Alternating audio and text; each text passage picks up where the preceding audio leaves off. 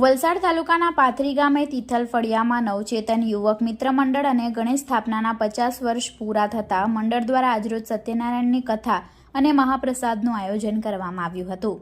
વલસાડ તાલુકાના પાથરી ગામે આવેલા તિથલ ફળિયામાં રહેતા સ્વર્ગીય નિરંજનભાઈ લક્ષ્મણભાઈ પટેલ અને સુમનભાઈ છીબુભાઈ પટેલ નામના ગામના બે વ્યક્તિઓએ 1975ના વર્ષમાં ગામના યુવાનો છોકરાઓ સાથે મળી નવચેતન મિત્ર મંડળની સ્થાપના કરી હતી।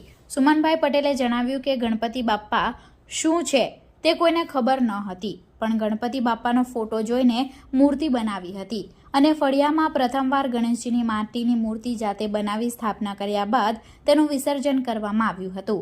પાથરી ગામના નવચેતન યુવક મિત્ર મંડળના 50 વર્ષ પૂરા થતાં આજરોજ ગણપતિ મહોત્સવ નિમિત્તે ગામની દીકરીઓ, સગા વહાલા અને ગ્રામજનોને બોલાવી સત્યનારાયણ ભગવાનની કથાની સાથે મહાપ્રસાદનું પણ આયોજન કરવામાં આવ્યું હતું।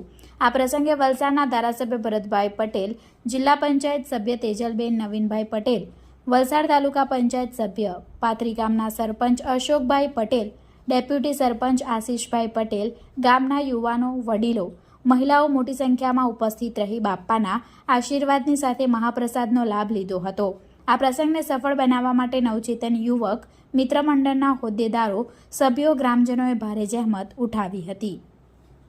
તિથલ ફળિયા નવચેતન મંડળ અમારું આ 50મું વર્ષ ગણપતિ દાદાની સ્થાપના કરીને થયા છે, એનો અમે આજે 50મું વર્ષ ભરતભાઈ પટેલને બોલાવ્યા અને નવીનભાઈ તથા સ્નેહલભાઈ અને ગ્રામજનોના બધા સગાવાલા સત્યનારાયણ કથાનું આયોજન કરવામાં આવ્યું અને મહાપ્રસાદનું પણ આયોજન કરવામાં આવ્યું છે। બધા આવ્યા, બધાનો ખૂબ ખૂબ આભાર।